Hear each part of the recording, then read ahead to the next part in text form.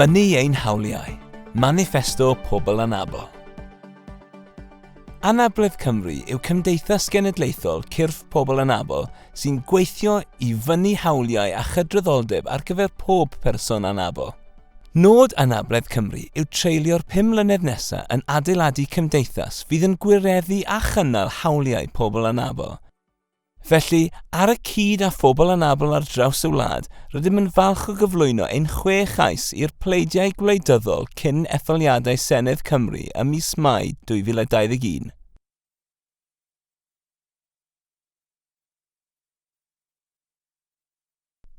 Cais 1. Derbyn Confensiwn Hawliau Pobl Anabl y Cenhedloedd Unedig, UNCRDP, y Confensiwn. Mae'r confensiwn yn gytundeb hawliau dynol pobl Anabl ryngwladol a ddatblygwyd ar y cyd â phobl Anabl a'i cyrff darparu fframwaith ar sut i lywodraethu mewn modd sy'n cynnwys pobl Anabl ac yn cynnwys cyfres o egwyddorion i'w dilyn, parch, urddas, cydraddoldeb a rhyddid.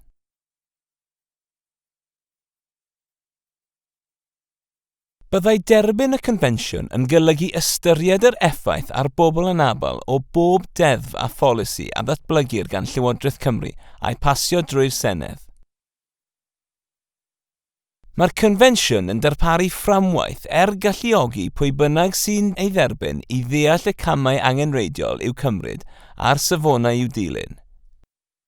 Byddai derbyn y confensiwn yn arwain at newidiadau sylweddol ac yn caniatáu trafod y 5 cais arall a llawer o faterion y godwyd gan bobl Anabl nad oedd modd eu cynnwys yn y Maniffesto hwn.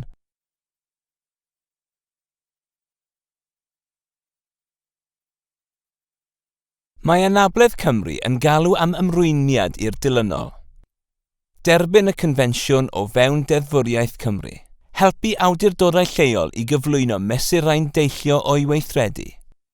Trafod sefydlu Comisiynydd Pobl Anabl a sicrhau derbyn mesuriau'r confensiwn.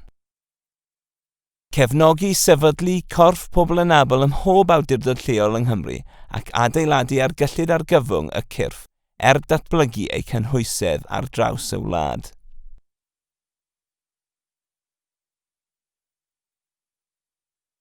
Cais 2. Ymwybyddiaeth.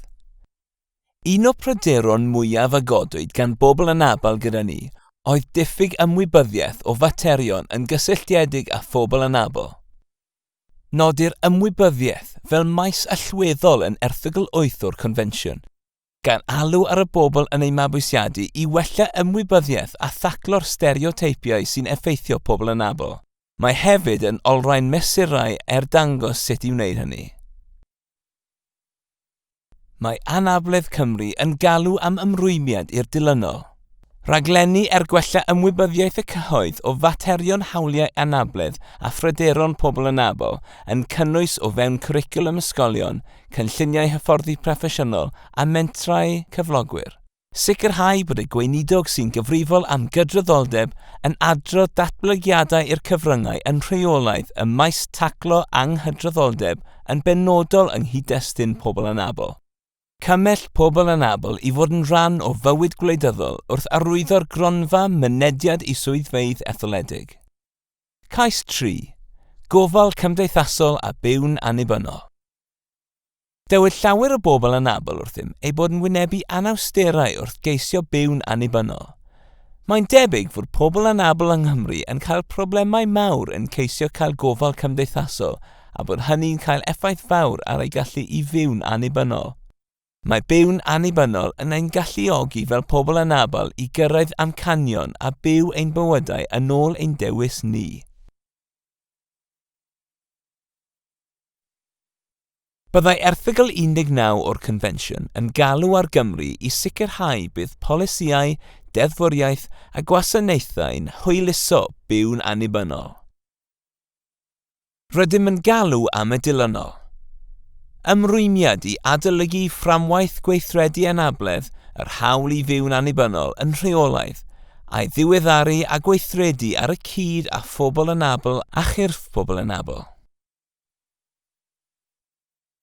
ymrwymiad i helpu awdurdodau lleol i ddatblygu a darparu gwasanaethau wedi cyd-gynhyrchu gyda Pobl Anabl a chyrff Pobl Anabl sy'n cyflawni'r hawl i fyw'n annibynnol. Cais 4. Iechyd. Mae Pobl Anabl wedi ein hysbysu o faterion maent yn ei wynebu yn y system iechyd, gan alw am wasanaeth sy'n ymateb yn well i anghenion cleifion ac yn gweithio gyda Pobl Anabl. Byddai erthygl 25 o'r Confensiwn yn ymrwymo Cymru i drefnu gwasanaeth iechyd hygyrch i bawb. Mae Anabledd Cymru yn galw am ymrwymiad i'r dilynol. Gwneud hyfforddiant cydraddoldeb anabledd yn fandadol ar gyfer byrddau partneriaeth ranbarthol, byrddau iechyd lleol a staff gofal, gan daclo materion sy'n effeithio categorïau cymdeithasol yn cynnwys effeithiau ar fenywod Anabl a phobl Anabl BAME ac LGBT+. Cydweithio a chynrychiolwyr dinasyddion a defnyddwyr gwasanaethau yn arbennig pobl nad yw Cymraeg neu Saesneg yn iaith gyntaf hwyluso cynllunio manwl. Cais 5. Swyddi. Roedd problemau cael gwaith yn bryder mawr i lawer o bobl Anabl. Mae erthygl 27 o'r Confensiwn yn cydnabod hawl Pobl Anabl i weithio a bod yn rhan o farchnad waith sy'n agored i bawb. Wrth dderbyn y Confensiwn a'r ceisiadau hyn, gallwn weithio tuag at wlad sy'n darparu cyfleoedd ar gyfer ei weithlu Anabl. Mae Anabledd Cymru yn galw am y dilynol. Llywodraeth Cymru i hyrwyddo arferion gorau fel cyflogwr Pobl Anabl. Gwneud hyfforddiant cydraddoldeb anabledd yn fandadol ar bob lefel o'r llywodraeth ac mewn cyrff cyhoeddus. Sicrhau bod y contract economaidd gyda chyflogwyr a busnesau yng Nghymru yn ymgorffori mesurau gorfodadwy taclo bwlch cyflogaeth Pobl Anabl. Diogelu hawliau Pobl Anabl yn y gweithle wrth sicrhau mynediad i wasanaethau cyngor anffafriaeth. Cydweithio a Pobl Anabl a'i cyrff gan greu meincnodau hysbysu cyflogwyr o'r arferion gorau. Cais 6. Tai.